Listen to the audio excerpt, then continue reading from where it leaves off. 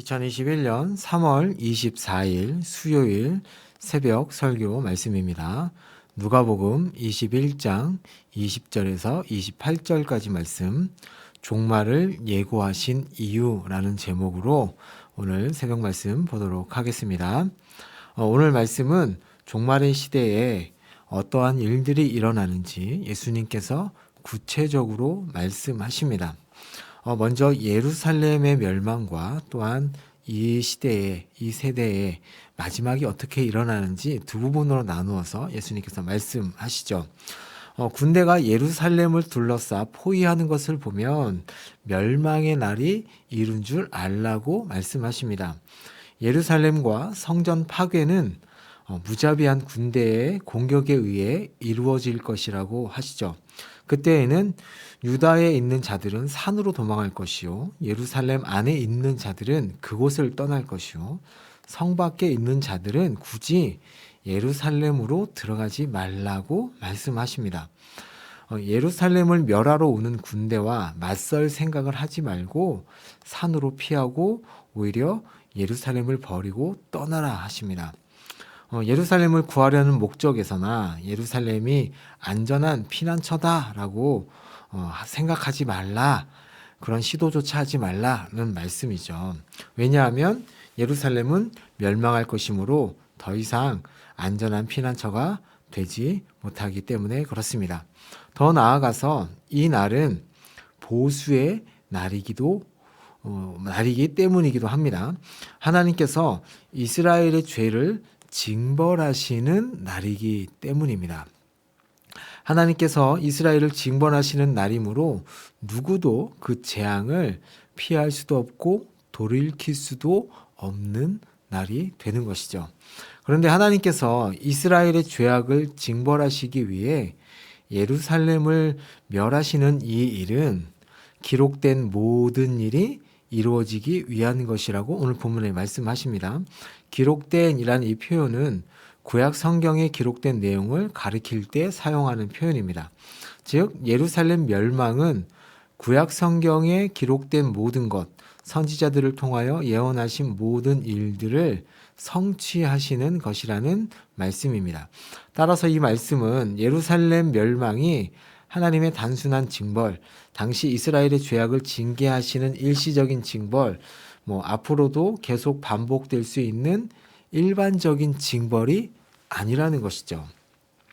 앞으로 있을 예루살렘의 멸망은 범죄한 이스라엘을 징벌하시리라고 수많은 선지자들을 통하여 예언하신 그 모든 말씀들을 완전히 성취하는 것입니다.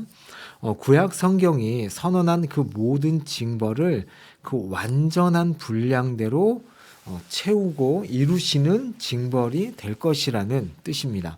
그러니까 이날은 죄악을 고집하는 이스라엘에게 하나님께서 진노하사 이 땅에 큰 재앙을 내리시는 날입니다. 그러니까 이때까지 하나님께서 예전부터 지금까지 이때까지 참으시고 기다려 오신 그 국류를 거두시고 그 진노의 분량을 다 쏟아 부어서 이스라엘을, 예루살렘을 심판하시는 날이라고 말씀하는 것이죠. 그래서 그 날은 어린아이나 임산부조차도 불쌍히 여기지 않는 날이라고 말씀합니다. 이 날에 예루살렘이 망하여서 이방 열국 가운데 흩어질 것이고 예루살렘은 이방인의 때가 차기까지 이방인들에게 짓밟히게 될 것이라고 말씀하십니다. 이 모습이 600년 전에 이스라엘에게 있었던 그 심판과 비슷하죠. 그런데 이 예수님께서 오늘 말씀하신 이 심판이 완전하게 이루어질 것이다 라는 그 말씀은 무슨 뜻일까요? 600년 전에 있었던 그 심판은 예수님께서 지금 말씀하고 계신 심판의 예표이다 라는 것이고요. 앞으로 있을 심판, 예루살렘의 멸망의 심판은 하나님의 모든 재앙을 다 쏟아부으사 이스라엘은 칼날에 완전히 망할 것이고 하나님의 백성들, 이스라엘 백성들은 이방 나라의 객이 되어 살게 될 것이라는 말씀입니다. 하나님께서 이스라엘에게 약속하신 특별한 그 선민의 약속이 이제 완전히 폐하여진다는 것이죠. 예루살렘의 멸망과 더불어서 옛 언약이 이제 폐기가 되고 새로운 시대가 시작되었다라는 말씀입니다.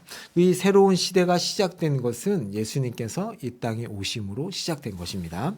이 말씀을 이제 하시고 나서 이 뒷부분에 보시면 시간을 훌쩍 뛰어넘어서 예수님의 재림에 대하여서 이제 말씀을 하십니다.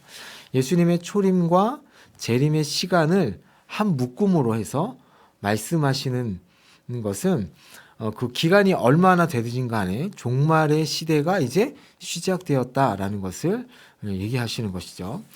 예수님의 재림이 임박하면 어떤 일들이 일어나는가? 하늘에 가장 중요한 질서를 나타내는 해와 달과 별들의 징조가 있을 것이다. 천체의 질서에 큰 변동이 있을 것이다 라고 말씀합니다. 그리고 땅 위에는 나라들이 흉흉한 바다 물결 소리에 불안한 가운데 재난과 고통을 당할 것이다 라고 말씀하고요. 이 흉흉한 바다의 물결이라는 것은 세계 권력 질서에 큰 혼란과 요동이 있을 거다라는 말씀입니다. 그리고 땅 위에서는 전쟁과 난리가 있을 것이고 세계 권력 질서가 붕괴되고 요동하고 변동하는 가운데 세상의 많은 사람들이 불안과 혼란으로 고통을 겪을 것이다 라고 말씀합니다. 그 정도가 너무 심해서 사람들이 앞으로 일어날 일들을 생각하면 두려워하여서 어찌할 줄 모른다고 오늘 본문에 말씀하시죠.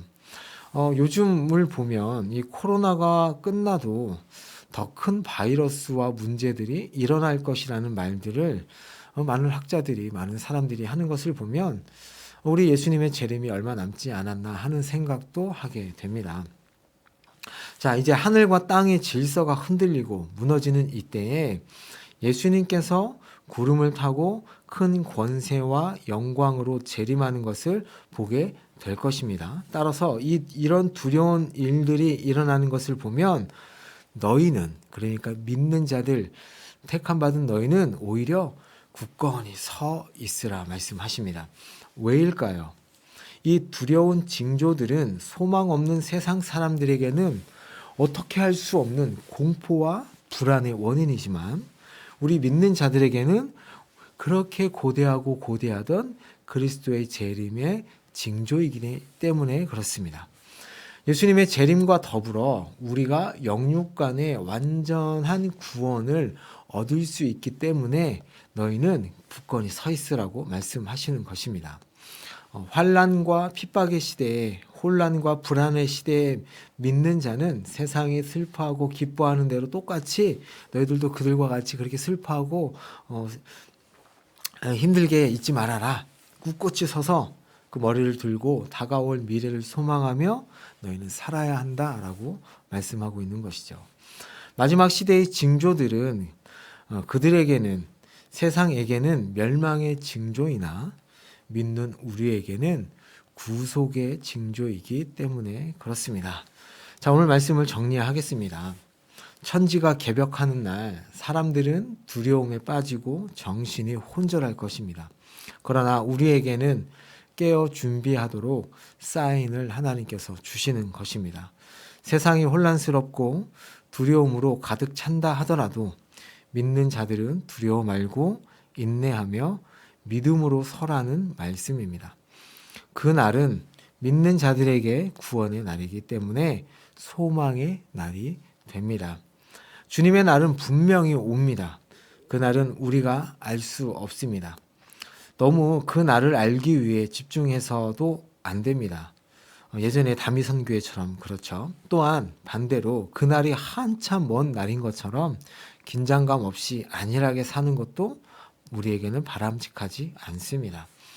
예수님께서 재림하시는 그때 당황하지 않도록 우리에게 주어진 일에 최선을 다하며 하루하루 순간순간 우리가 살아가야 하겠습니다. 그 날을 예비하는 삶을 살아가는 우리 남문교회 모든 성도님들이 되시기를 예수님의 이름으로 축복합니다. 아멘. 제가 기도하겠습니다. 주님, 마지막 날에는 많은 혼란과 두려움과 공포가 있을 것이라 말씀하셨습니다.